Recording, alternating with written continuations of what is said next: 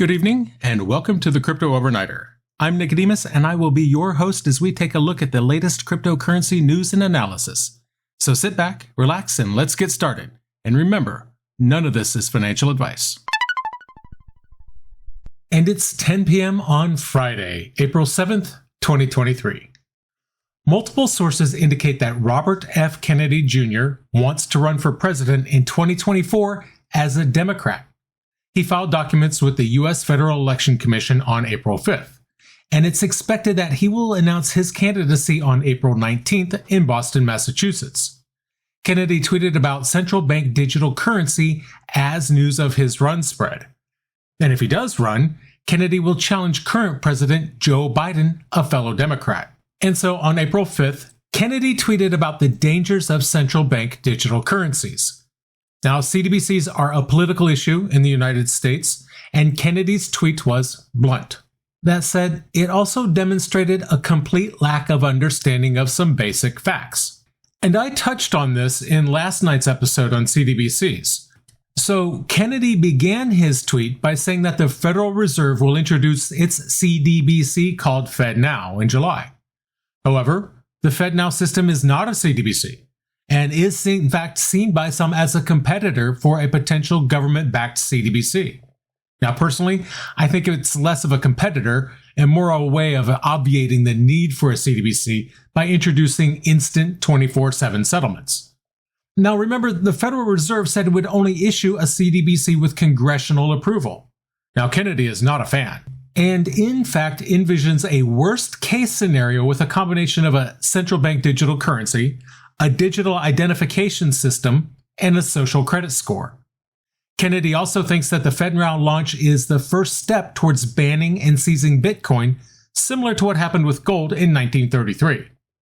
Many people, especially on the right, oppose CBDCs.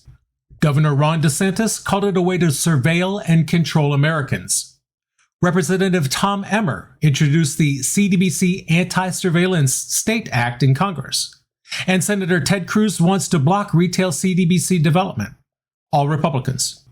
On the other hand, Democratic Senator Elizabeth Warren opposes cryptocurrency but supports a CBDC. So unfortunately, it looks like US politics will influence, if not control, the discussion about America's way forward in terms of financial technology.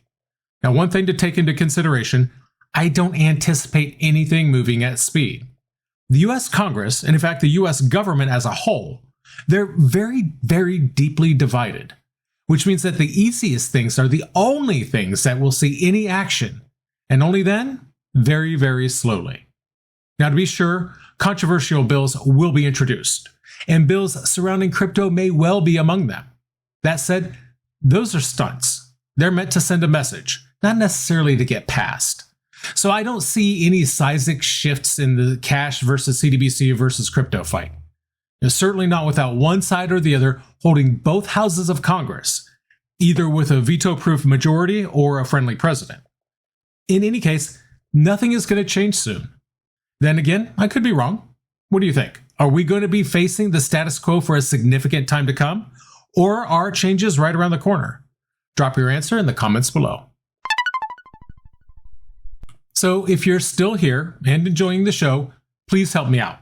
Like, follow, and subscribe to the Crypto Overnighter because it makes a big difference in getting the attention for the show.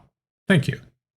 In the second quarter of this year, the International Organization of Securities Commissions will seek opinions on its Crypto Asset Regulation Report.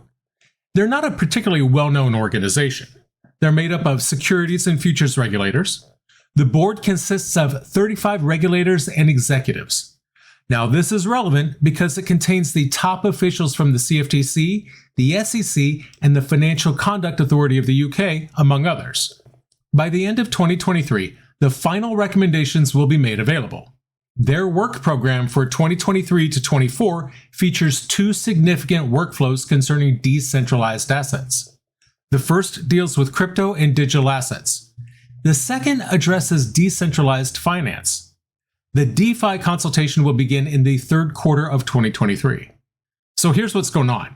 The organization plans to prioritize investor protection in both the digital asset and DeFi markets.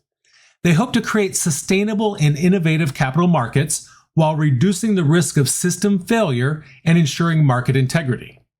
In 2022, the organization issued reports regarding DeFi, stablecoins, and influencers. And we're going to talk about influencers here in just a bit. National regulators were advised to develop regulatory channels for handling customer complaints about fraudulent promotions, as well as tracking methods for handling quickly changing online information. For DeFi, they encourage regulators to get a thorough understanding of the market, which seems to me to be the bare minimum to create effective legislation. In 2022, the organization and the Bank for International Settlements jointly released a report on stablecoins. This report outlines the stablecoin's multiple functions, which are intended to serve as a means of payment and/or a store of value. UK financial and advertising regulators united to warn social media Finfluencers against promoting illegal get-rich-quick schemes. Now, we were just talking about the Financial Conduct Authority, and they're teaming up with the Advertising Standards Authority, and they mentioned cryptos and NFTs in an April 6th statement. This statement provided a 7-part checklist for Finfluencers to follow in order to stay within the laws. Failure to comply may result in law enforcement action. The checklist asks if they're suitable for promoting the financial product and warning their followers of the risks.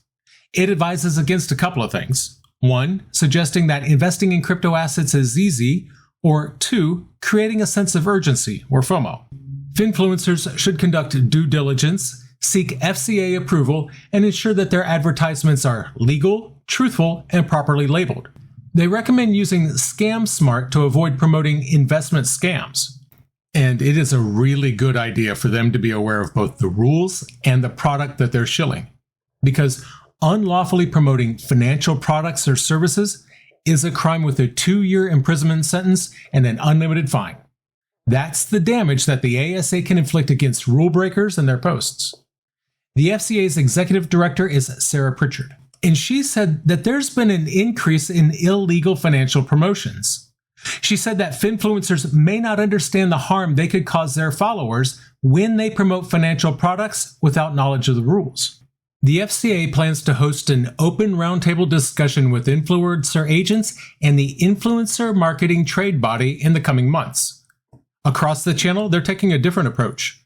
The National Assembly's Economic Committee in France voted in favor of banning French social media influencers from promoting cryptocurrencies and NFTs from unlicensed firms. If it passes, crypto assets will join the list of prohibited products such as gambling and pharmaceuticals that influencers cannot promote. And the reason for that is simple. There are no legally licensed firms in France, which makes it really difficult to promote licensed products. Violators may face up to 2 years imprisonment and a €30,000 fine. Germany wants more favorable regulations for financial startups. The Finance Ministry introduced the Future Finance Act on April 5th. This act aims to digitize capital markets with blockchain technology and make crypto assets more portable.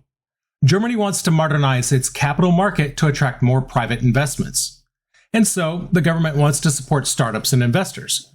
This legislation lowers the minimum market capital for IPOs by 20%, from €1.25 million to €1 million, which they say makes it easier for institutions to invest in startups, small businesses, and SPACs.